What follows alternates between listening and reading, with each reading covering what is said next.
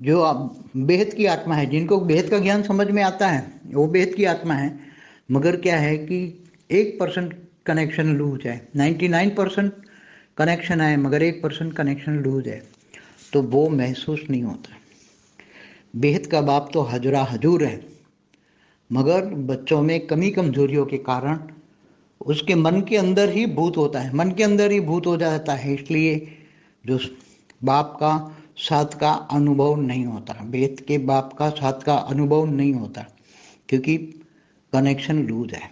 इसलिए 100% कनेक्शन रखो। कभी भी इतना बेहद के बाप तुम्हें हेल्प ना करे, बचाए नहीं, ऐसा हो ही नहीं सकता। हिम्मत रखो, हमेशा बोला हिम्मत बचे मदद बाप, और कनेक्शन टाइट रखो।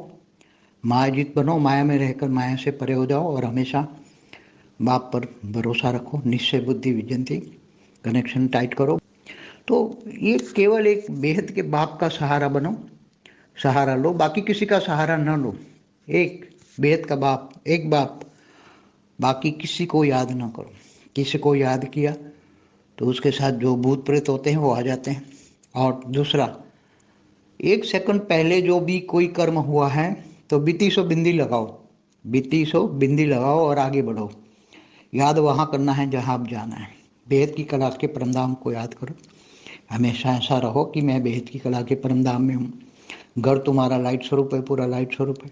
तो घर को लाइट स्वरूप बना दोगे तो कोई भी आत्मा आएगी तो वो मुक्त हो जाएगी, क्योंकि ये कीड़े मकोड़े जैसी आत्मा है, मच्छर जैसी आत्मा है, वो टिक ही नहीं पाएगी। इसलिए हमेशा बेहद का बाप को याद करो।